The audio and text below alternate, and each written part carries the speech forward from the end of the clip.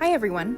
Welcome to the first of 4 videos that will go over tips, techniques, and strategies of how to prepare a flipped classroom session. We are providing these resources in preparation for our new curriculum that is launching in the next academic year in July 2020. In terms of what is changing, we are moving away from daily 1-hour lectures to 2-hour learning sessions just once a week on Friday mornings. Instead of being scattered throughout the year, we will have subspecialty lectures in a consecutive block on the calendar so that lectures can be chronologic and build on each other. Each 2-hour session will be protected time with mandatory attendance so that all residents can attend, including chiefs. Designing learning sessions should begin with devising learning objectives and pre-work, which will be covered in our next video. Your 2-hour learning session can take on any form, but we suggest that it start out with a quiz, have interactive learning exercises, which we will also have another video on, group discussion, and finally a mini lecture on high-yield material.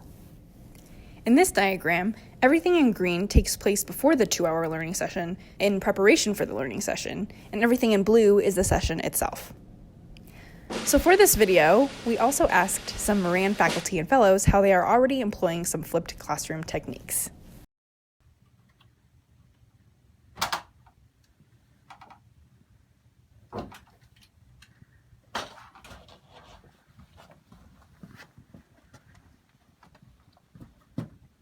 How do I do this flipped upside down classroom? You mean the flipped classroom? Yes, the flipped classroom. I have no idea. I just can't get it. Well, let me tell you all about it.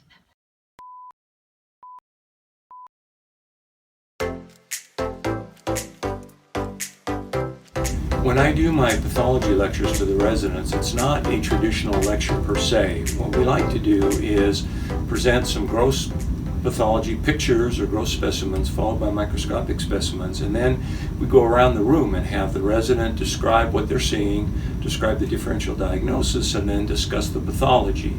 This is what's called the Socratic method, and this will be followed by a series of questions. People might call these pimp questions, when we ask the resident to describe the specimen directly, tell me what's important about it, and then tell me what we need to know about the specimen. So this allows us to do the reverse or flipped classroom in that the residents are doing most of the speaking, most of the talking, rather than a lecture. I also use questions to teach reverse classroom style. I make about 20 to 25 multiple choice questions and then ask the residents to complete them in about 10 minutes.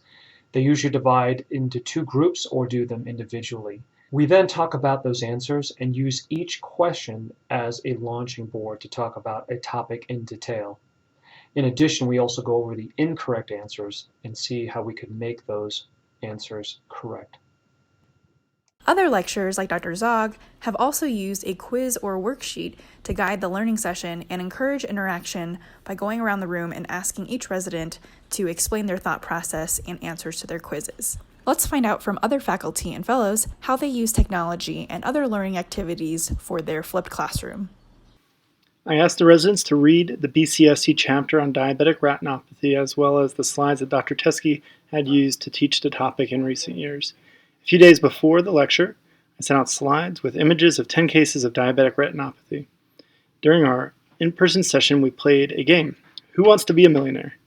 Residents took turns in the hot seat, and I would ask them questions about the case that was displayed on the screen. They had options of phoning a friend, asking the audience, or using a 50-50. So I did a lecture for the residents using the flipped classroom version, and what I did was show them videos on the computer of eye movement abnormalities.